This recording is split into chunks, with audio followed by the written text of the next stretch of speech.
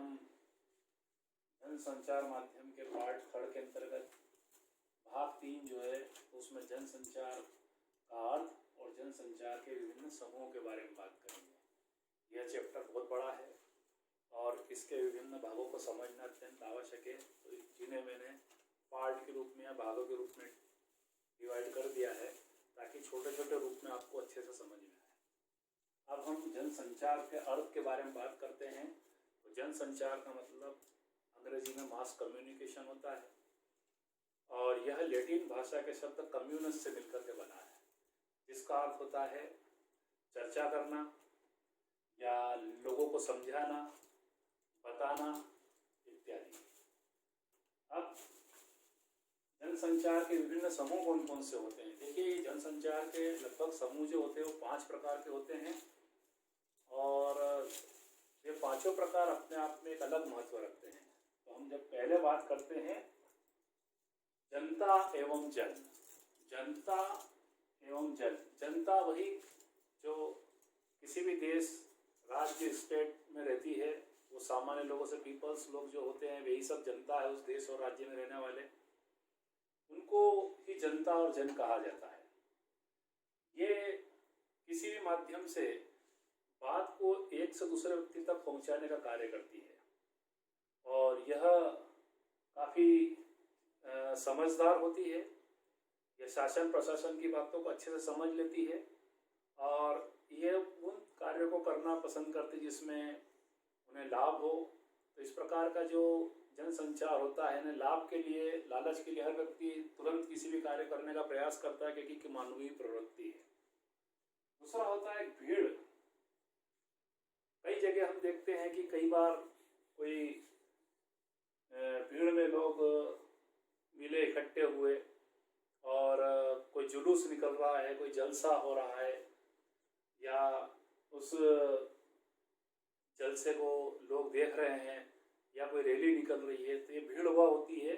जो रैली का लीडर जो कार्य करता है वही सारे लोग उसको करते हैं, चाहे वो जगन्नाथ यात्रा से जुड़ी हुई बात हो, चाहे किसी राजनीतिक पार्टी की रैली हो या किसी अन्य समूह का कोई मेला वगैरह लगा हो जहाँ पर सारे लोग इकट्ठे होकर एंजॉय करते हैं या विवादों में गिर जाते हैं। तीसरा पॉइंट और महत्वपूर्ण पॉइंट है इसका शोरगुल।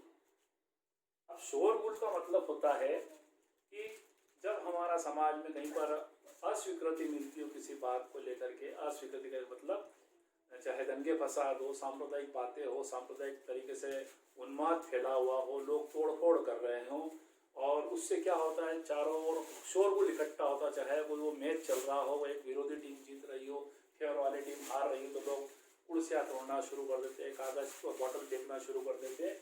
ये शोरगुल वहीं से शुरुआत होती है। कई बार ये क्लासरूम में भी हो सकता है, जब टीचर क्लास में नहीं है, कोई दूसरा बच्चा कमांड करने की क्लास मॉनिटर के रूप में कोशिश कर रहा है, बच्चे डिसिप्लिन में नहीं रहते, तब भी ये शोरगुल शामिल होता है। फिर होता है एक श्रोता समूह। यह किसी विद्वान के लिए बात सुनने वाला हो सकता है, प्रधानमंत्री द्वारा दिए गए भाषण को सुनने वाले हो सकते हैं, किसी धार्मिक विशेष व्यक्ति के द्वारा दिया गया धर्म के आधार पर कोई भाषण हो सकता है, इत्यादि चीज़ों को श्रोता समूह बड़े ध्यान से सुनते हैं और वो आनंदित होते हैं और अपने जीवन में उनको, उन बातों को, उन नियमों को उतारने का प्रयास करते हैं। और अंत में होता है लघु समूह। तो देखिए, श्रोता समूह और लघु समूह में अंतर है।